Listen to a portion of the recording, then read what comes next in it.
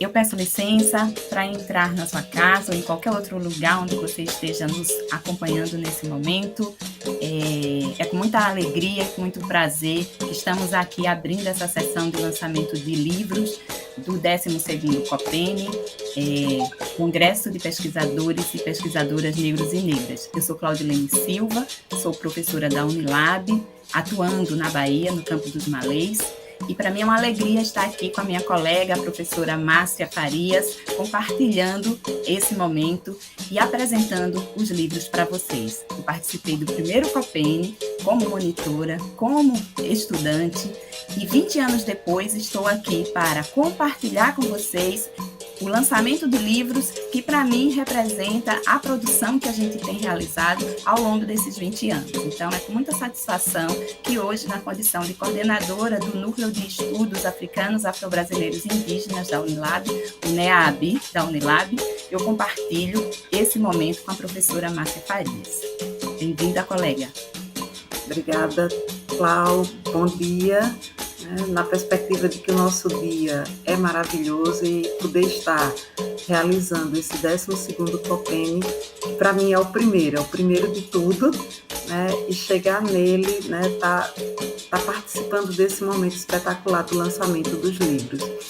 Eu sou professora de História do IF Sertão, no Campus Salgueiro, e coordeno o NEAB também daqui do campus. A gente ainda não tem NEAB institucionalizado para todo o IFE, né? Mas é uma satisfação, é uma alegria imensa, né, estar aqui partilhando desse momento e ter tido acesso em primeira mão a esses livros maravilhosos que eu já fiquei com vontade de ler, conhecer e comprar todos eles.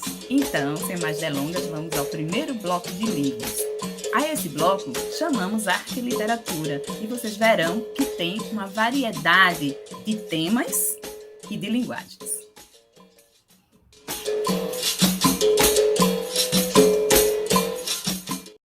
Olá, meu nome é Denivan Costa de Lima. Eu vim aqui para fazer um pouco a apresentação do meu livro. O meu livro se chama Urucungo, Dança Negra, Encruzilhada Branca. Eu sou dançarino, sou pesquisador em dança, sou formado pela Universidade Federal de Alagoas e quero apresentar um pouco do meu livro, que se trata de uma pesquisa. São duas pesquisas dentro do livro. A primeira pesquisa é sobre a capoeira de Alagoas, onde em 2011 eu fazia parte de um grupo de estudos e passei a questionar o curso de dança porque não tinha capoeira no quadro. O curso de licenciatura em dança ele é um curso novo, aparentemente novo, comparado a outros cursos. Então eu fazia toda uma pesquisa atrás dos mestres de capoeira para tentar entender por que o curso de dança não tinha no quadro a capoeira. E aí nesse processo eu fui meio que questionado que a capoeira não era dança. E contudo eu busquei me aprofundar mais sobre as performances, sobre as danças. São danças estudadas no próprio curso de licenciatura em dança. E foi naquele momento que eu decidi fazer uma pesquisa em dança com os movimentos da capoeira e traduzir com uma performance chamada Urucungo. Então nesse livro basicamente são dois tempos. Ele tem o primeiro tempo é a apresentação da capoeira enquanto um lugar de metodologia de dança que é desenvolvida por nós, pessoas negras, nas periferias, e esse questionamento do porquê.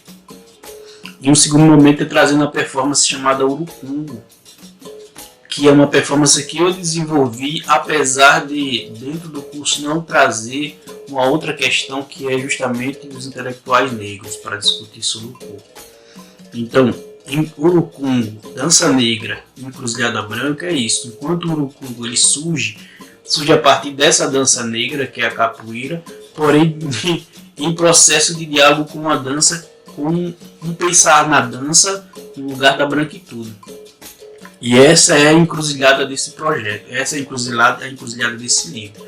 Então eu convido vocês para comprar o meu livro, para participar da live. Vou deixar meus contatos, quem tiver afim pode entrar em contato diretamente comigo pelo Instagram, pelo Facebook. Bom dia, boa tarde, boa noite para todos, todas e todos.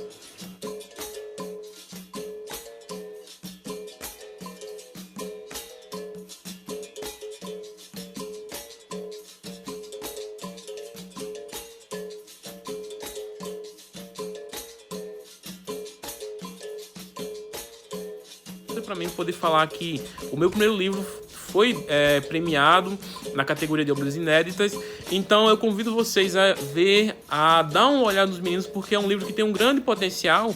É um livro que ele tenta trazer à tona diversos aspectos da negritude, os aspectos históricos, os aspectos sociais, culturais, a questão do afeto, a questão da intelectualidade negra e como alguns espaços são predominantemente brancos e nós somos excluídos desses espaços, mas ao mesmo tempo mostrando que existe todo um movimento onde nós estamos começando a ocupar esse espaço. Então é isso, o Mídia Parte Alta, ele não quer se limitar apenas a ser algo reflexivo, mas ao mesmo tempo ser algo que traz à tona a questão do afeto. Olá, sou Marielda Barcelos Medeiros, estou falando da cidade de Pelotas, do Rio Grande do Sul. Estou aqui para apresentar o meu livro, Sonoridade Adinkra. Neste, eu trago as minhas poesias, fruto de minhas emoções, minhas vivências de vida e de luta, e também faço um diálogo com a batida sonora das palavras com os símbolos adinkras. Então, gostaria muito que vocês pudessem conhecer essa obra. Essa obra foi lançada em novembro do ano passado. Sonoridade Adinkra. Gratidão. Congresso de Pesquisadores Negros, o volume 3 da ousadia que nós tivemos em colocar a nossa palavra no papel. O coletivo Mulheres do Ler começou numa perspectiva de alfabetização de mulheres e o projeto, a ideia, a proposta foi crescendo e nós, convocados por Conceição Evaristo, quando diz que publicar é um ato de resistência,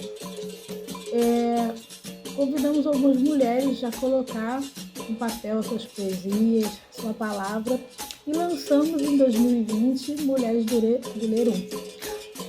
Depois lançamos em 2021 Mulheres do Ler 2, mas eu trago para o lançamento Mulheres do Ler 3, que foi um projeto fomentado pela Lei Aldir Blanc, que muito nos honra saber que, a despeito de todo esse desmonte, nós temos uma lei que conseguiu fazer com que 80 mulheres de outras centralidades colocassem sua palavra no papel e conseguiram produzir esse livro bonito que foi distribuído para toda a rede municipal dos Queimados, outras bibliotecas da Baixada Fluminense, do interior do Rio de Janeiro, as escolas do campo,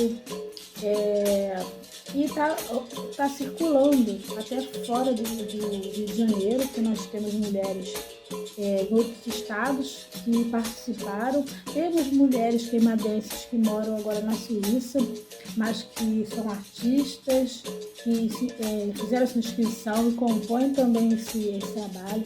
Então nós estamos aqui com muita alegria, eu representando essas 80 mulheres do coletivo Mulheres do Ler, que são mulheres lavadeiras, mestrandas, doutorandas, cozinheiras, trancistas, professoras, diretoras, ialorixás, pastoras, ou seja, é um trabalho que mostra a multiplicidade, o respeito à diferença e a palavra que ela não é do domínio da mulher branca, ela é da mulher preta, ela é da mulher periférica e ela é da periferia. A periferia que foi calada, silenciada por muito tempo e que agora sai desse lugar, toma sua centralidade e diz que é uma mulher do ler e de onde quiser ser. Olá, minha gente. Eu sou a professora Maria Nória de Jesus Oliveira, docente da UNEB e também uma das associadas da nossa BPN. E o convite em específico do lançamento, ao que eu estou me referindo, é para o livro intitulado Literatura, Língua e Artes, Linguagens da África e das suas diásporas. É um livro que eu tive o prazer e a alegria de organizar na parceria da querida Ana Lúcia Silva Souza e a também querida Iris Amâncio.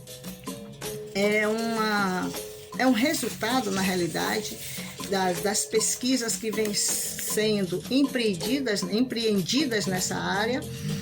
Temos resultados de estudos abrangendo 3 tópicos centrais, através dos quais nós subdividimos essa produção acadêmica. Ela se inicia com uma apresentação bastante extensa e digamos assim, muito bem fundamentada de nós 3, sobre a literatura, também colocando as questões voltadas para a língua e, obviamente, refletimos sobre as produções literárias para a infância e para a juventude, tá? Nós temos nesse livro as 3 sessões. Primeira sessão focando as produções voltadas para gênero, a segunda, a literatura para infância e adolescência, e a terceira, as linguagens de resistências.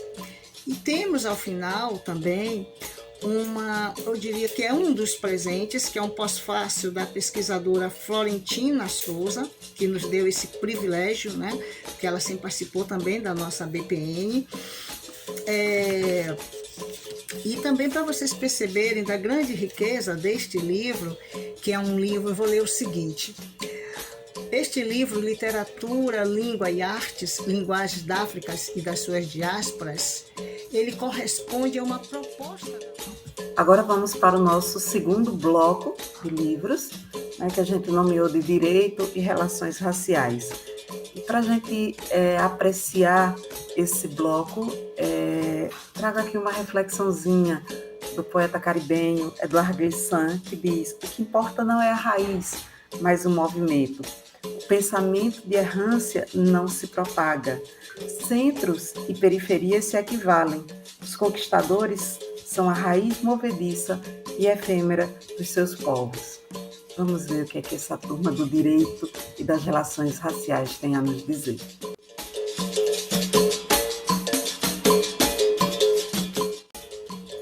Olá, eu sou Mabel Freitas, uma mulher preta, feminista, antirracista, doutora em difusão do conhecimento, pesquisadora de relações raciais e, neste momento, realizo estágio de pós-doutoramento na USP em Educação.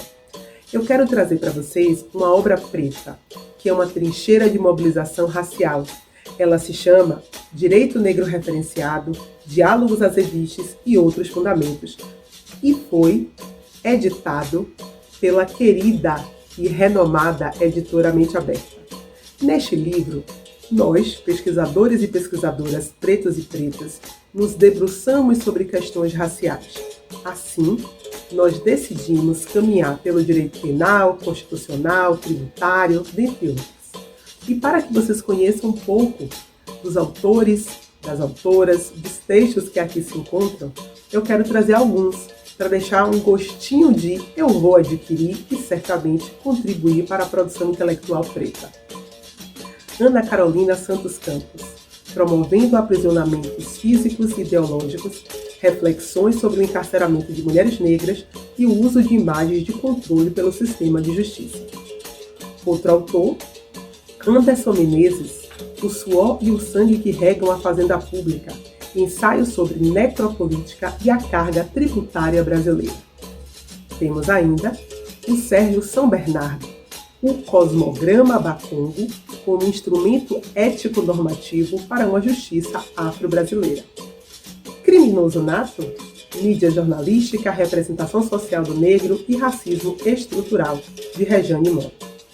Estão também aqui nesta obra conosco a Gabriela Ramos, com o texto Política Migratória, Racialização e Branqueamento, Repercussões Pós-Escravistas nas Relações de Trabalho no Brasil.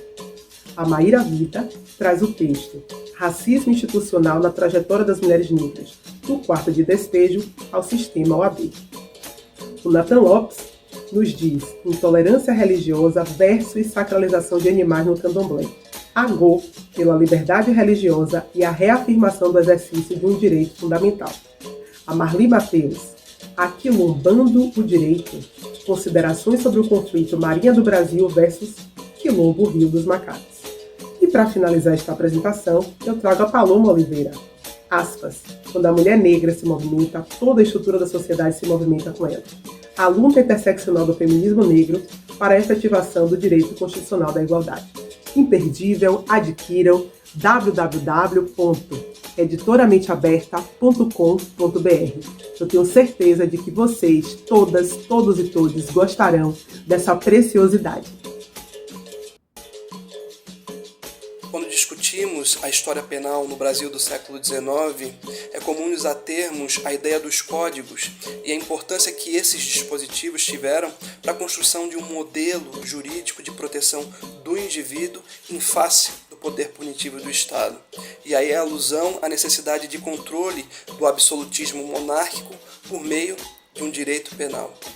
Entretanto, se olharmos atentamente para a realidade brasileira daquele momento, imersa no processo de escravidão, não é difícil entender que grande parte das punições não acontecia por meio das burocracias judiciais do Estado, mas sim se dava por meio de uma outra esfera. Era no âmbito privado que essas punições ocorriam e era por meio dos castigos escravistas. E esse é o tema que eu propus estudar neste livro, que representa a minha pesquisa de mestrado. Basicamente, é um tema provocativo. Se de um lado os juristas propuseram uma discussão para limitar o poder absoluto do Estado, de outro, houve muita dificuldade para que esses mesmos juristas pudessem limitar o poder dos senhores na execução desses castigos sobre os escravos. Como é que os juristas lidaram com isso? Existia contradição entre aquele direito penal que propunha garantias e extinguia inclusive penas degradantes e a execução de castigos escravistas por meio de penas corporais? Como que essa questão foi discutida? Quais eram os fundamentos desse tipo de punição e como que era possível ver a manifestação dos argumentos tanto de juristas quanto de senhores de escravos? Esse foi um desafio, uma proposta de discussão que ainda precisa muito ser aprofundado, mas que está aqui para debate por meio dessa obra que eu apresento para a comunidade e um convite para que todos nós pensemos na importância também de incluir o tema dos castigos escravistas dentro da discussão da história penal. Olá, eu sou Mabel Freitas, uma mulher preta, feminista, antirracista, doutora em difusão do conhecimento, pesquisadora de relações raciais e, neste momento, realizo estágio de pós-doutoramento na USP, em Educação. Gostaria de mostrar a vocês e convidar à leitura esta obra, Direito Negro Referenciado 2, que foi pela Editoramente Aberta e tem como subtítulo Entre Grilhões Escravagistas e Justiça Racial. É muito especial para nós, pessoas pretas, que estamos fazendo ciência, que cada um de vocês, cada uma, possa adquirir e, com certeza, entender que a nossa engenhosidade precisa alcançar outros espaços. Chega de nortear, é preciso, a partir de agora, sulear. E sulear significa também realizar outras leituras, apoiar outras epistemes. É bacana que a gente conheça um pouco dos autores, das autoras que aqui compõem. Então eu gostaria de ler alguns nomes para que vocês entendam a engenhosidade que aqui está. Ana Isadora Gonçalves Dantas, A Presunção de Culpa no Jornalismo Antinegro, O Racismo no Tribunal Social do Noticiário do Crime, Cidade Alerta, Bahia, e a Violação de Direitos Fundamentais. Temos também, diretamente de Brasília, Ana Maria Prates Barroso, Compliance e Diversidade Inclusiva Racial. Diretamente de São Paulo, Lei de Cotas como via de superação de estigma e de inclusão do negro no mercado de trabalho brasileiro, Dione Almeida Santos e Renato Cássio Soares de Barros. Retornando à Bahia, além de Ana Isadora, nós temos também Juliana Rigol Gomes Silva, que diz: eu aborto, tu abortas, elas abortam. Somos todas criminosas? Aniquilações do livre-arbítrio de mulheres negras à luz da norma penal. Temos ainda mais queridas de fora, como, por exemplo, a Rebeca da Silva Costa, diretamente de Brasília também, desafios que aguardam o reconhecimento da injúria racial, como crime de racismo. E eu trago também um texto premiado pelo CERT, que foi escrito por mim, que diz assim, aspas, o sistema me marcou, mas não me arrebanha, fecha aspas. Jovens negros, socioeducação e mercado de trabalho trans pós-pandemia. Desejo que esta obra alcance muitos leitores, muitas leitoras, e que possamos efetivamente entender a necessidade de cientificamente também militarmos, porque é o nosso papel deixar evidente que o epistemicídio não cabe mais. Desejo que vocês façam uma excelente leitura. Adquiram. Quantos professores negros lecionam a disciplina História do Direito nas faculdades brasileiras? Quantos livros escritos por autoras ou autores negros constam na bibliografia da disciplina? Quantos juristas negros conseguimos citar, como Tobias Barreto, Luiz Gama e José do Patrocínio? Quantas contribuições negras à cultura brasileira nós, juristas, conseguimos citar? A história do direito silencia e invisibiliza a contribuição negra e os autores negros. E esse livro, que abre a coleção Novos Rumos da História do Direito, cujo título é A Cor da História e a História da Cor, ele propõe justamente, a partir de uma perspectiva afrocentrada, trazendo autoras e autores negros, discutir outros temas, novos temas, a partir de novas perspectivas, de novos pesquisadores que se propõem a pensar esses novos rumos da história do direito. Que novos rumos queremos? Que tipo de história a gente pretende produzir?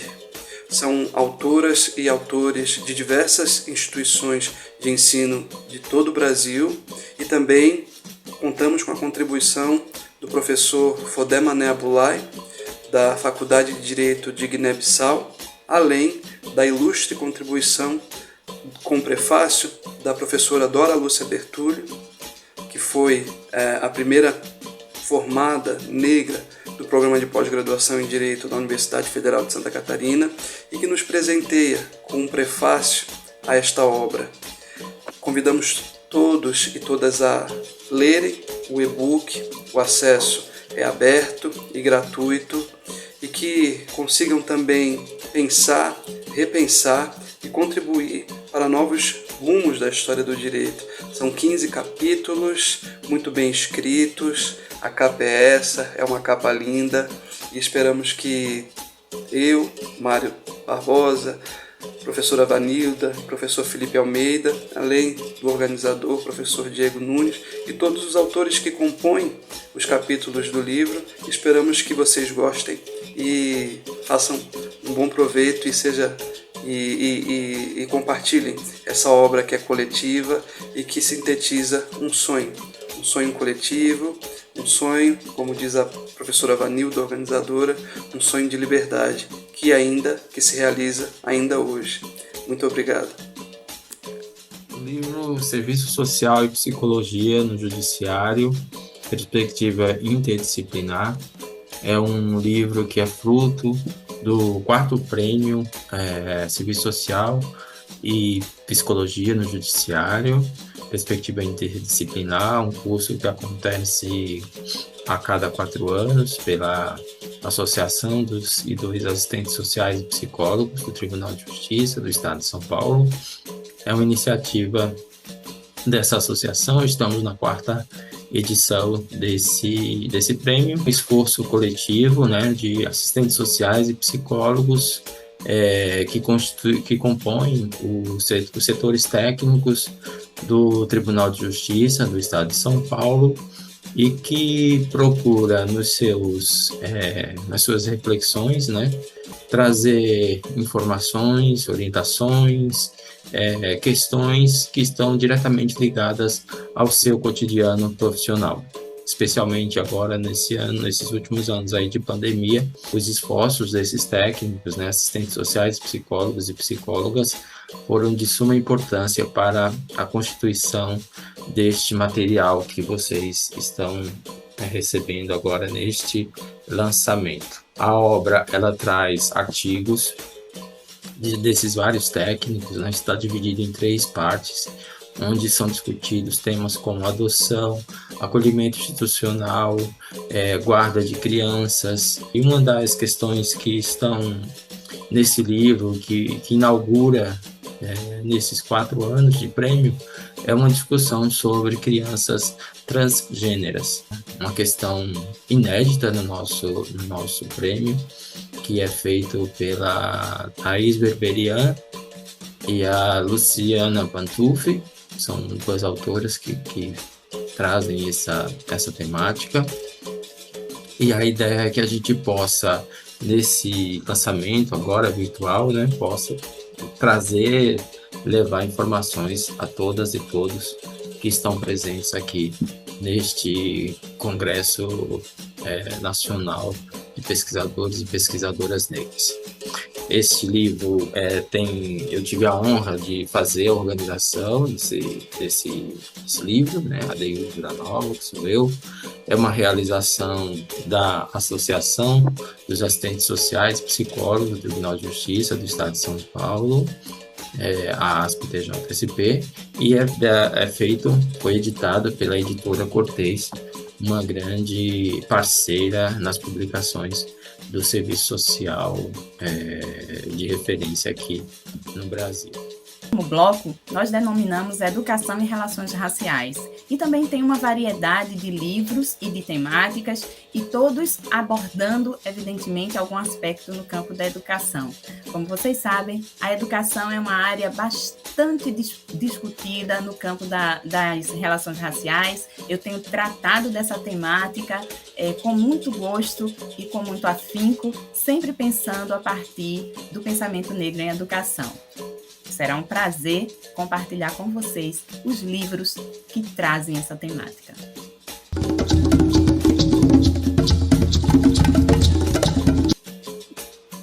Olá, eu me chamo Janaína de Azevedo Corenza, sou pedagoga e atualmente professora do Instituto Federal de Educação, Ciência e Tecnologia do Rio de Janeiro, Campos de Lopes. Então, vim aqui apresentar para vocês esse livro que eu tive a oportunidade de organizar, que se chama Práticas Curriculares Antirracistas, Temas em Construção, da editora WAK. Então, esse livro, ele reúne 9 professoras pesquisadoras negras que têm as suas pesquisas e as suas práticas voltadas para uma educação antirracista.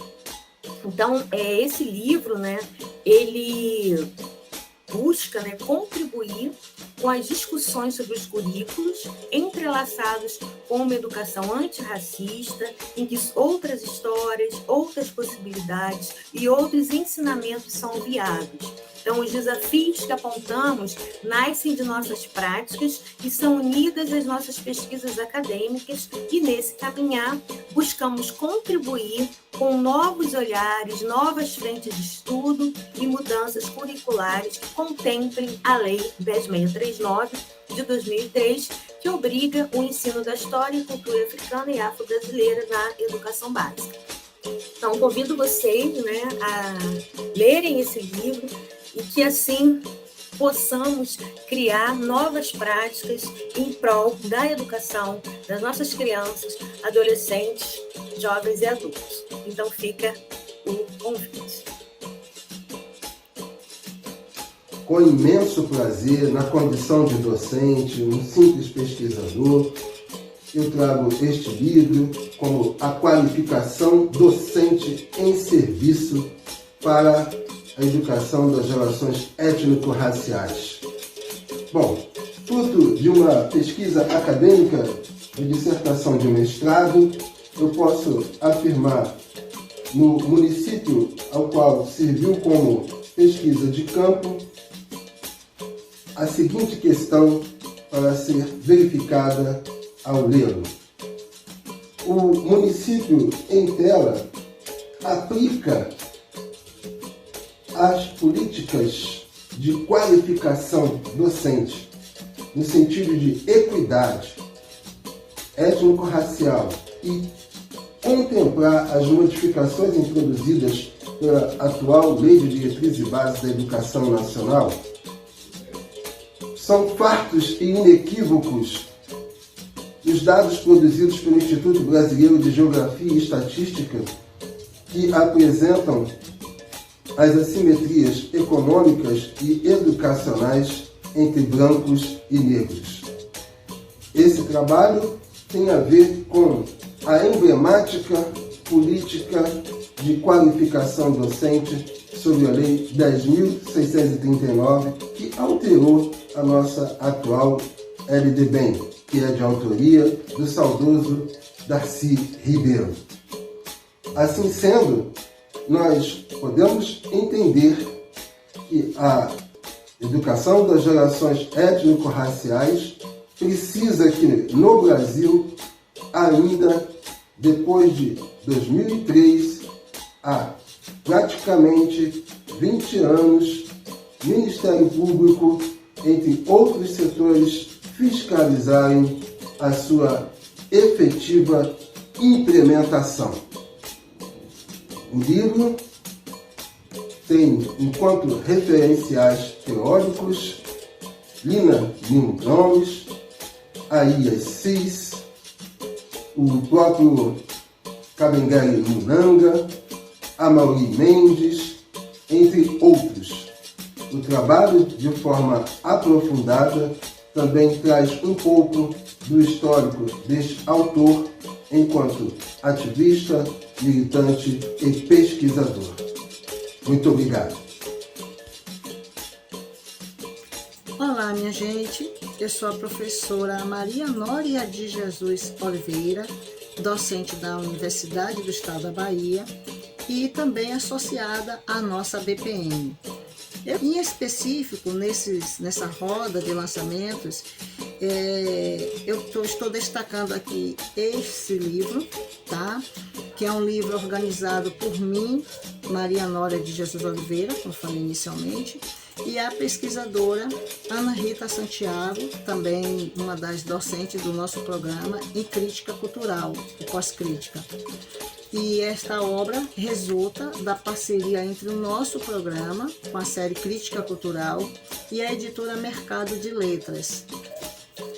É uma produção muito valiosa, densa, extensa, que a gente inicia fazendo uma homenagem, né, uma breve homenagem às pessoas que foram vítimas do Covid-19.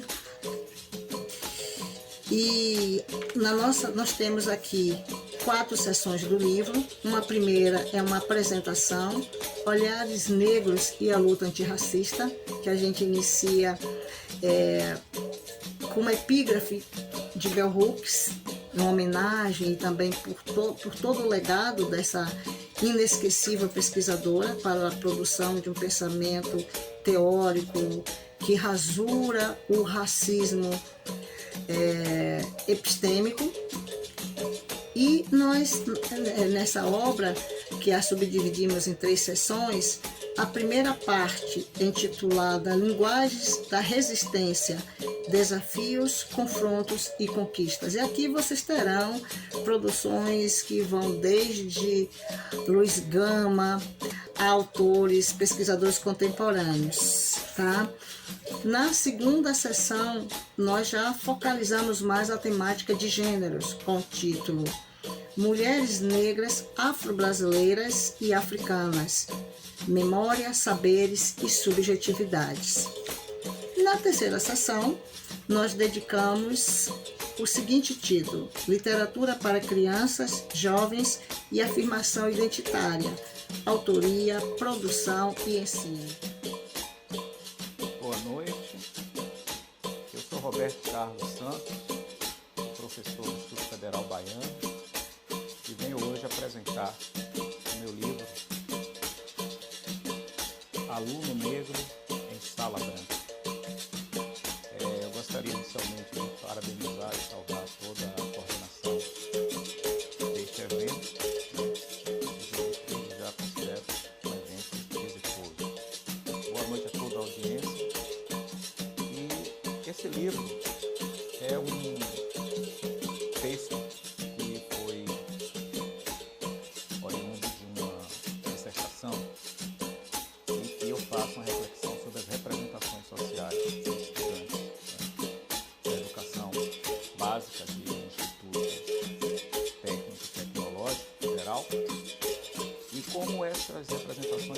compartilhadas no contexto escolar. Verifiquei ao longo desse trabalho que as representações, elas ao mesmo tempo constituem e ao mesmo tempo possibilita aquele que se coloca na condição de subalternizado pelas hegemonias que são resultado de pactos narcísicos da branquitude e reproduz sempre o negro no lugar do desprazer e o branco no lugar do prazer. Isso leva a estigmas e conceitos que necessariamente não revelam as capacidades, né, das populações, principalmente aquelas que adentram as instituições públicas pelas ações afirmativas, né, para pardos, pretos e indígenas, e que, ao mesmo tempo,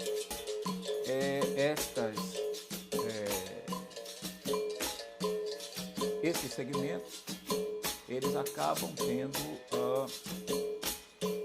uma redução da sua autoestima, um rebaixamento que impõe silenciamento, que impõe a retenção escolar e que impõe a evasão. Tocar nessas questões hoje, eu acho que são importantíssimas, né? Porque no Brasil, no mundo hoje, se constitui um ético que diz e que espera que a intolerância e o racismo sejam pelo menos problematizados para que possam ser extintos. E essas são algumas ideias que a minha reflexão possibilitou nesse texto. Convido a todos a uma leitura. Boa noite e bom evento. Olá, meu nome é Thalita. Eu sou professora, sou formada em Pedagogia pela UENG. E juntamente com a professora Lígia Cristiane e o professor Otávio Henrique, nós desenvolvemos um livro intitulado Adolescentes Abrigados e Educação Escolar, Reflexões, Críticas e Aproximações com o Contexto de Pandemia. Esse livro é uma pesquisa que procura compreender quais ações educativas desenvolvidas para a inclusão de adolescentes em situação de abrigo, numa perspectiva histórica brasileira e de interface com o contexto da pandemia da Covid-19 na região metropolitana de Belo Horizonte, Minas Gerais. Durante décadas, várias instituições conhecidas como orfanatos, internatos, a FEBEM, atuaram de maneira repressiva e punitiva com jovens em situação de vulnerabilidade social, visando o controle social de seus corpos e meios. A institucionalização sempre se destinou à infância e adolescência periférica e negra. Os adolescentes abrigados, eles estão afastados da família e assim a responsabilidade com o direito à educação deles é exclusiva do Estado. Entendendo essa importância de compreender melhor o processo educacional dos adolescentes em situação de abrigo, com ênfase no cenário pandêmico, no qual ocorreu a interrupção das aulas presenciais e foi necessário inaugurar o ensino remoto emergencial, realizando pesquisa qualitativa por meio dos questionários semi-estruturados através da plataforma Google Forms, com profissionais que atuam em instituições de acolhimento de adolescentes na região metropolitana de Belo Horizonte, Minas Gerais. Os sujeitos participantes da pesquisa, eles tiveram a oportunidade de relatar as experiências das instituições em que trabalham diante da educação remota no contexto de pandemia Covid-19. E para realizar essas pesquisas, nós realizamos estudos que abordam o contexto histórico da institucionalização de adolescentes em condição de abrigo no Brasil, que é um histórico marcado pelo racismo estrutural, tanto nos abrigos como no ambiente escolar, que demonstra quem são esses adolescentes que são institucionalizados até os dias atuais, que são os adolescentes negros e periféricos. Nós também abordamos as políticas públicas próprias ao tema e o Estatuto da Criança e Adolescente, o ECA, né, de 1990. E nós também abordamos aspectos das condições da oferta atual desses abrigos e o perfil de criança e adolescente em situação de abrigo no Brasil atualmente, que são, em sua maioria, negros. O perfil dos adolescentes quanto à sua educação escolar e frente ao uso do acesso a tecnologias digitais utilizadas para o ensino remoto. Companheiras e companheiros, aqui é Rosa Margarida de Carvalho Rocha, fundadora e uma das coordenadoras do nosso grupo de estudos afropedagógicos SANCOF. E é com muito entusiasmo que nós entregamos aos profissionais de educação o livro Sankofa e Educação para as Relações Étnico-Raciais, Descolonizar o Pensamento, Ressignificar as Práticas e Sintonizar o Pensar e o Fazer. Ele está dividido em 4 partes e cada uma delas tem objetivos específicos, mas conectados ao objetivo central de fornecer subsídios teóricos práticos para os educadores, inspirando para outras experiências e propostas de ações antirracistas no chão de escola. A primeira parte, nós fazemos uma teorização consistente sobre o que é fazer educação para as relações étnico-raciais no chão de escola. A segunda parte, nós então centralizamos as nossas reflexões na praxis pedagógica antirracista, com relatos de equidade racial e currículo e como que isso pode acontecer no cotidiano. A terceira parte, nós trabalhamos saberes escolares, relatos de experiências exitosas no interior das escolas, e elas teorizam e mostram essas experiências. A quarta parte, ela tem uma parte muito diversificada, mas ela trabalha com um glossário com palavras antirracistas e em contraponto com palavras que são racistas e como isso influencia no nosso fazer diário. Ela tem sugestões e dicas literárias, que é um dos motes para o nosso trabalho nos anos iniciais do ensino fundamental. E tem uma parte muito importante que é o compartilhar experiências, projetos que foram realizados de forma exitosa por professores e professoras que militam no chão de escola. O que nós pretendemos, o que nós gostaríamos é de efetivamente socializar aquilo que nós aprendemos com Paulo Freire.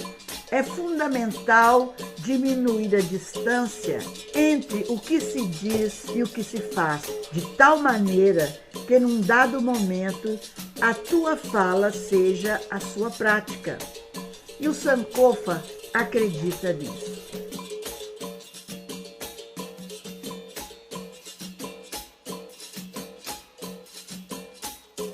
E agora partindo para o nosso último bloco, onde a gente vai ver história, identidades e resistência negra. Essa história tão negada, tão silenciada e que cada dia que passa recebe mais holofotes, brilha mais e encontra novos caminhos. Então, vamos lá conhecer essas histórias do nosso povo.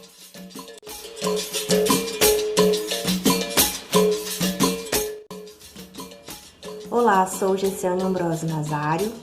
É com muita alegria e satisfação que venho aqui nesse espaço de lançamento do Congresso de Pesquisadoras e Pesquisadores Negros para lançar o meu livro chamado Revolta do Cachimbo, a luta pela terra no Quilombo da Caveira, que conta a história de luta pela terra dos quilombolas e das quilombolas da Caveira, que se deu principalmente nas primeiras décadas do século XX e até a meados dela, e que ainda hoje permanecem na luta pela terra, pela titulação de seus territórios. e vocês vão se encantar muito com essa história que permaneceu no silêncio por muitos anos. Muitas histórias aqui na região dos lagos ainda estão nessa necessidade de ter visibilidade, e eu tenho muita honra e muito orgulho de trazer esses mais velhos ali da caveira e contar, e registrar nesse livro lançado pela editora Sofia, de Cabo Frio, da cidade de Cabo Frio.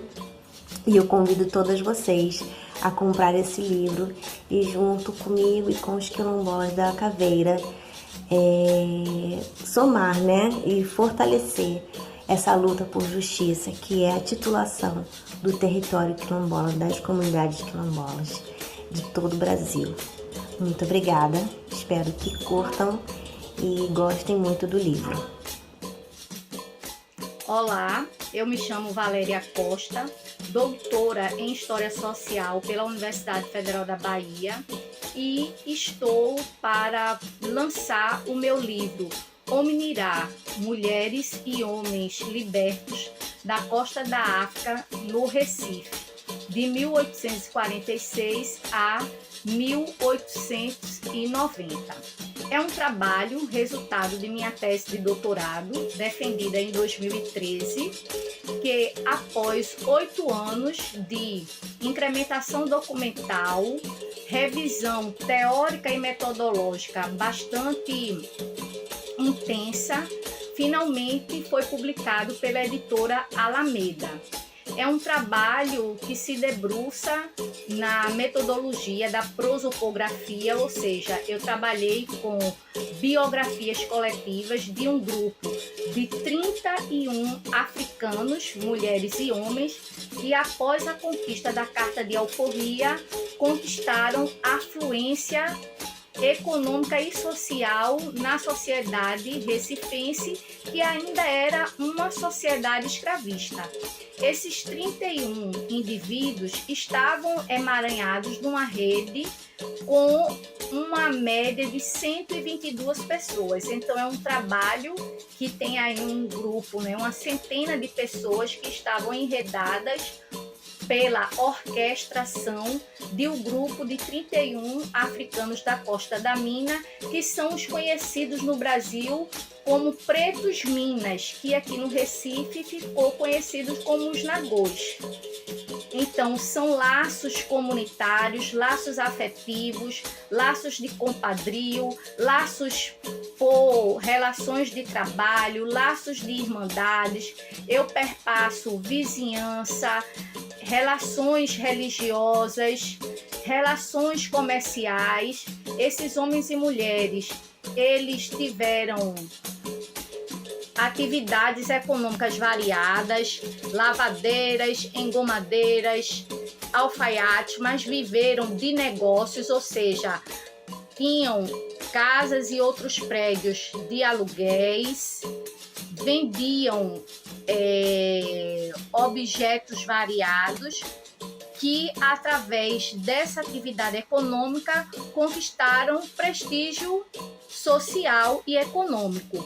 Uma das personagens desse livro, a Teresa de Jesus de Souza, chegou a ter a sua fazenda avaliada em mais de 30 contos de réis, chegando a ser uma das pessoas mais ricas do Recife oitocentista. A sua fortuna chegou a ser equiparada à de um homem branco. Olá, eu me chamo Glenda Cristina Valim de Melo e sou uma das organizadoras desse livro, Linguística Aplicada, Raça e Interseccionalidades na Contemporaneidade. O livro ele é composto por 14 capítulos que são divididos em 3 sessões. Na primeira sessão, nomeada Lélia Gonzalez, nós temos artigos, nós temos capítulos que tratam da questão do discurso, de performatividade, de raça, articulados com gênero, com sexualidade, com classe. Já na segunda sessão, nomeada Carolina Maria de Jesus, nós temos capítulos que vão tratar de linguagem, de raça, de linguística aplicada, articulados ao cinema, à literatura e à música. Na última sessão, nomeada Maria Aparecida Bento, as autoras e os autores vão articular linguagem, branquitude e racismo. Esse livro pode ser encontrado na editora Mórula, no site dessa editora, ou nas livrarias como a Amazon e tantas outras. Vale a pena ler e espero que ele possa te ajudar a compreender um pouco mais como é que raça não está apartada da linguagem.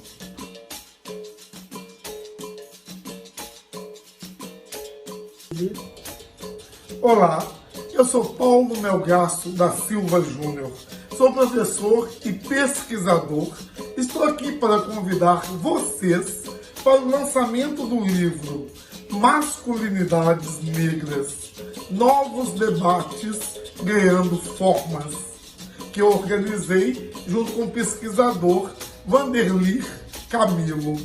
É um livro que traz a grande temática dos estudos sobre homens negros. E assim a gente aborda as múltiplas masculinidades, a questões relativas à paternidade, à saúde, educação, trabalho, todas envolvendo homens negros. E esse livro está dividido em 2 momentos. No primeiro momento, nós apresentamos textos escritos por uma série de pesquisadores. E no segundo momento, são entrevistas. 5 questões que apresentamos a pesquisadores renomados de todo o Brasil, que estão trabalhando com a temática masculinidades negras. Olá, todos e todas. Meu nome é Vanderly Camilo. Atualmente eu sou doutorando no programa interdisciplinar de Memória Social da Universidade Federal do Estado do Rio de Janeiro, da Unirio, e ao lado do professor Paulo Melgaço da Silva Júnior, nós organizamos o livro Masculinidades Negras, Novos Debates Ganhando Formas. Esse livro busca destacar as múltiplas masculinidades negras, principalmente as questões de gênero.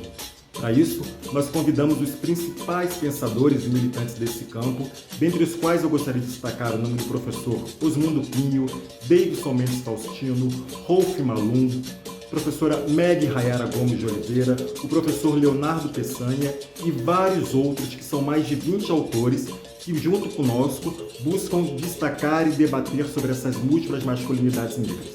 O livro está sendo lançado pela Ciclo Editora e em breve já estará nas melhores casas do ramo. Obrigado.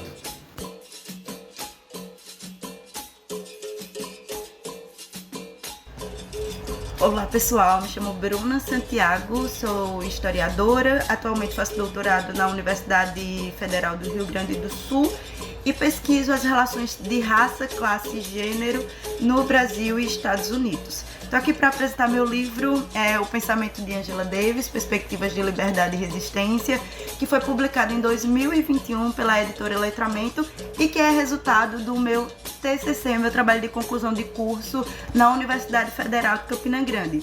Nele eu busco trazer um panorama como Angela Davis contribui para a gente pensar o legado da escravização, como há uma sofisticação do racismo e como esses métodos foram reelaborados para continuar oprimindo os sujeitos e sujeitas racializados. Então, assim, o primeiro capítulo eu faço uma apresentação da Angela Davis, trago um pouco da biografia dessa intelectual marxista. No segundo capítulo eu busco trazer as relações da raça, do gênero, a ideia do legado da escravização no pensamento dela, como se solidifica as prisões na contemporaneidade. E isso é um grande mote do pensamento de Angela Davis, né? Como o racismo ele vai desenvolvendo os métodos de opressão através de linchamentos, do avanço do que ela vai chamar de complexo industrial prisional. E o último, eu trabalho as perspectivas de resistência. É uma obra que foi desenvolvida a partir da intelectualidade negra e que visa trazer a Angela Davis não só como uma feminista, mas como uma filósofa, intelectual marxista, militante e todas as facetas que compõem a intelectualidade negra e essa referência que ela torna-se pra gente. Então, é um pouco disso. O livro, ele está disponível em plataformas como a Amazon e trabalha dentro dessas categorias, né, de busca por liberdade, da resistência da população negra, como a Angela Davis vai trabalhar temas que são muito urgentes para a gente atualmente, como cultura do empoderamento, como legado da escravização, e sempre trazendo a dimensão do colonialismo, mas também as resistências que foram desenvolvidas para a sobrevivência da população negra. Sou Matilde Ribeiro, sou professora da Unilab, Universidade da Integração Internacional da Lusofonia Afro-Brasileira. No ano de 2022, escrevi o livro Mulheres Negras em Movimento, publicado pela editora Nova Praxis. Este livro retrata o processo de organização das mulheres negras nas últimas 3 décadas. É óbvio que temos que considerar que a luta das mulheres negras é histórica, é ancestral, é secular. Mas, nas últimas 3 décadas, as mulheres negras tomaram uma decisão política de atuar de maneira mais e mais contundente para romper com a invisibilidade que os setores organizados davam à questão, principalmente o movimento negro e feminista. Assim, criaram ONGs, criaram institutos, foram para a academia, continuaram a atuação nos partidos, nos sindicatos, mas dando vazão à especificidade das mulheres negras. Então, este livro procura de maneira a recuperar a atuação deste setor, destacando num dos capítulos 5 áreas onde as mulheres negras estão mais presentes, como trabalhadoras domésticas, as quilombolas, as quebradeiras de coco, as que estão no setor de religiosidade, religião de matriz africana, e também as escritoras negras. A nossa história, desde então, tem sido pautada de uma outra maneira, mais fiel ao nosso processo organizativo. Então, desde essa decisão política, a história tem mudado e a sociedade, cada vez mais, tem que reconhecer o potencial de luta e garra das mulheres negras. Este livro pretende ser mais uma contribuição dentro de um universo já bastante amplo, produzido pelas mulheres negras, enquanto questões teóricas, políticas, projetando a luta por um futuro melhor, a luta pelo bem viver. Então, espero que vocês tenham gostado de todas as histórias, todos os livros que passearam por aqui. Espero também que esses livros não sejam só referências para nossas vidas, mas sejam também influências para a nossa ação, para a nossa atuação, e que nos traga essa possibilidade de continuar esperançando por dias melhores, porque, como diz Miró da Muribeca, meu conterrâneo que nos deixou recentemente, um grande poeta, uma referência para todos nós, pernambucanos e pernambucanas, que estimamos a cultura afro-pernambucana, o amor ainda é o melhor remédio. Apesar dos efeitos colaterais, o amor ainda é o melhor remédio. É assim também que pensava a nossa escritora Bell Hooks, o amor cura.